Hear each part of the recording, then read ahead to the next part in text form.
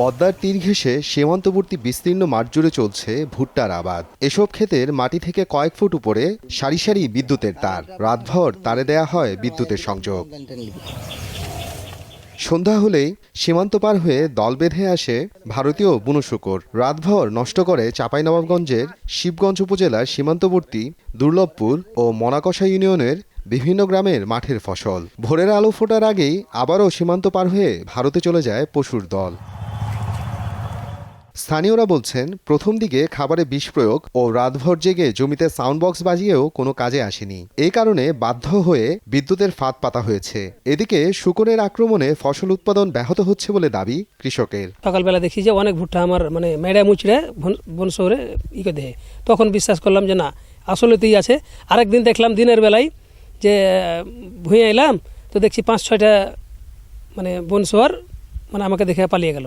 কিন্তু যদিও তারা পালায়, কিন্তু তারপরও আমাকে ভয় লাগে যে তাদেরকে দেখেই ভয় করলে এক আড্ডা না হলে আপনার 3-4 মণ করা ওজন হবে।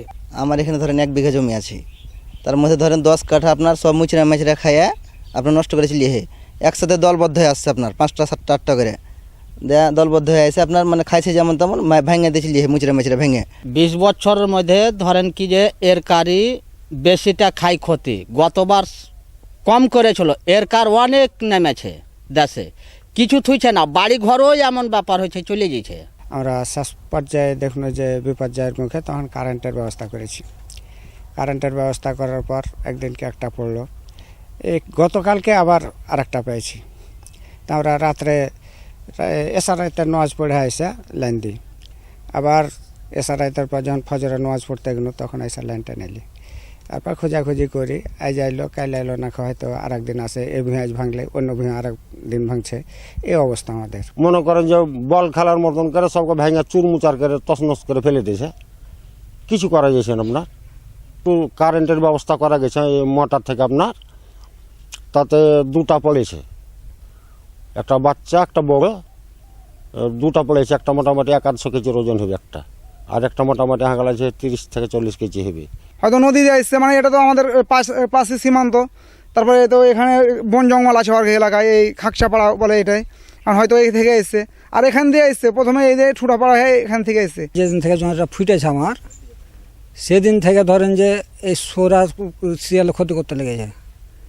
তাতে ব্যবস্থা আগে দিয়েছে আপনার 20 জিগিরি 20 গালা ভুঁড়ি মিশল করে যে খেয়ে এলেছে, কিন্তু মরেছে কিনা বুঝতে পারিনি।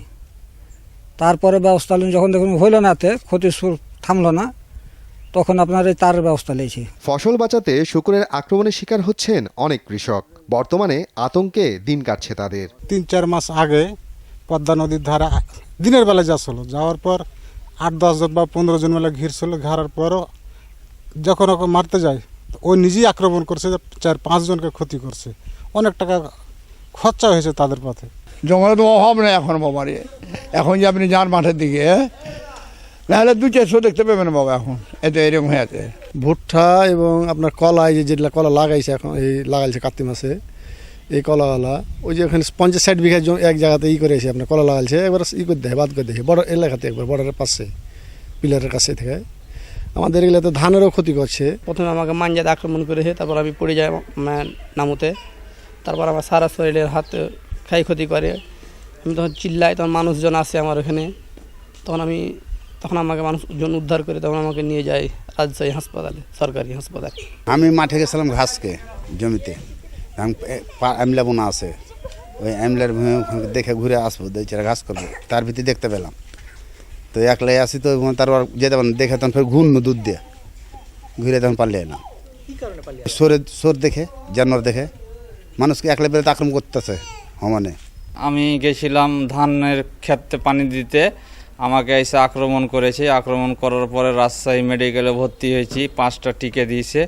টিকে দেওয়ার পরে এখনও আমি সুস্থ হতে পারছি না, তারপরে আমি এখনও ভালো হয়ে হাঁটতে পারি না। ক্ষতিগ্রস্তদের সহযোগিতা প্রদান ও কার্যকর উপায়ে অনুসন্ধানের দাবি কৃষক নেতাদের, আর পরামর্শ ও সহযোগিতা দিয়ে পাশে থাকার গতানুগতিক আশ্বাস কৃষি বিভাগের। প্রথমত আমরা যারা কৃষি নিয়ে কাজ করি, তা আমরা প্রতিনিয়ত চ্যালেঞ্জের মুখোমুখি থাকি।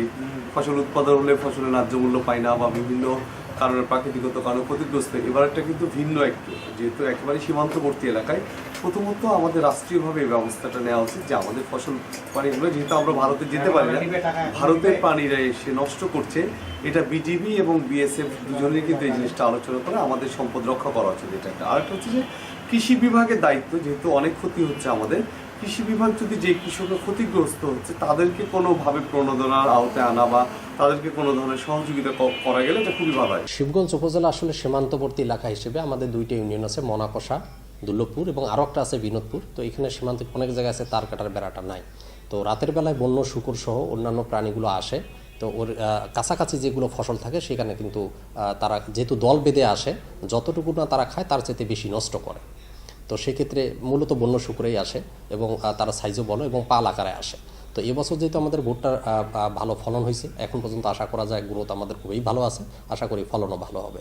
তো অনেক সময় তারা এগুলো নষ্ট করতেছে। কৃষক বিভিন্নভাবে কিন্তু এখান থেকে পরিত্রাণের উপায় হিসেবে তারা অনেক সময় আলোকপাত করে, রাতের বেলায় তারা করে সাউন্ডবক্স দেয়, বিভিন্নভাবে তাড়ানোর চেষ্টা করে। তারপরে অনেক সময় কিছু কিছু জায়গায় নষ্ট হচ্ছে। সেক্ষেত্রে আমরা কৃষকদের সাথে কথা বলতেছি এবং প্রয়োজনীয় পরামর্শ দিচ্ছি এই কারণে যে যাতে সেটাকে কিভাবে তাড়ানো যায়, এবং কৃষকরা যোগাযোগ করলে আমরা সেটি করতেছি এবং প্রণোদনা দেওয়ার আশ্বাস আমরা দিচ্ছি। স্থানীয়দের তথ্য মতে এখন পর্যন্ত অন্তত অর্ধ শতাধিক ভারতীয় বুনো শূকর হত্যা করা হয়েছে, আর পশুর আক্রমণে আহত হয়েছেন অন্তত 7 জন কৃষক। সময় সংবাদ, চাঁপাইনবাবগঞ্জ।